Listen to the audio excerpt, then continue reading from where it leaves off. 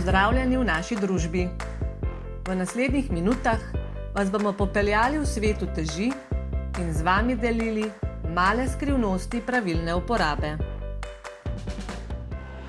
Glede na mednarodno priporočilo OIML R111 se uteži delijo na naslednje točnostne razrede: E1, E2, F1, F2, M1, M1 do 2, M2, M2 do 3 in M3 v tem vrstnem redu, kjer E1 pomeni največjo točnost. Uteži so v omenjenem priporočilu definirane v razponu mase od 1 mg vse do 5000 kg po sistemu 1, 2, 5. Torej, na primer, 1, 2, 5 g, 10, 20, 50 g, 100, 200 in 500 g. Enako velja tudi za miligrame in kilograme. Poznamo cilindrične oblike uteži, katerih masa je od 1 g naprej in so običajno razreda E in F. Uteži, ki so lažje od 1 g, imajo obliko ploščice ali žičke.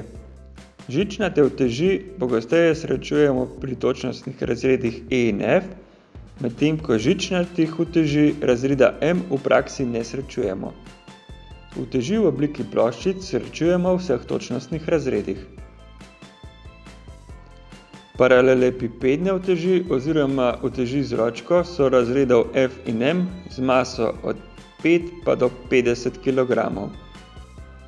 Poznamo tudi uteži v obliki diska.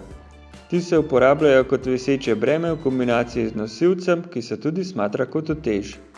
Poznamo diske oziroma nosilce diskov razredov F in M. Večje uteži od 100 kg dalje so običajno kvadraste ali cilindrične oblike z vpenjalom za manipulacijo z dvigalom. Uteži se običajno uporabljajo za zagotavljanje kakovosti rezultatov pridobljenih s tehtanjem oziroma kontrolo tehtnic. Praviloma drži, da za razred točnosti 1 pri tehtnici ustreza utež razreda točnosti E2, za razred 2 uteži F1 ali F2 ter razreda 3 in 4 uteži M1 ali M2. Drugi namen uporabe uteži pa je kalibracija uteži nižjega točnostnega razreda. Zato se uporabljajo uteži E in F. Uteži razredov E in F se ne dotikamo z golimi rokami, saj s tem na utež nanesemo nečistoče, kasneje pa se pojavi tudi korozija. Dotikamo se jih lahko z bombažno ali usnjeno rokavico, s krpico, z namenskimi vilicami ali manjše uteži s pinceto. Primerno sredstvo določimo glede na obliko in maso uteži. Uteži razredov M se lahko poleg vseh naštetih sredstev dotikamo tudi s čistimi rokami. Uteži čistimo z mehko suho krpico ali čopičem. Če je madež bolj trdovratne narave, je zaradi kemijskih sprememb na površini priporočljivo utež poslati v usposobljen laboratorij, kjer se izvede strokovno čiščenje in ponovna kalibracija. Uteži razredov E in F hranimo v lesenem ali plastičnem zabojčku, ki je od znotraj oblazinjen.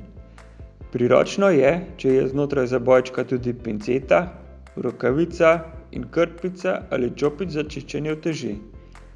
Za uteži razredov M zabojček ni potrebno, da je oblazinjen, večje uteži se lahko hranijo tudi prosto. Uteži običajno hranimo v istem prostoru, kot je tehtnica.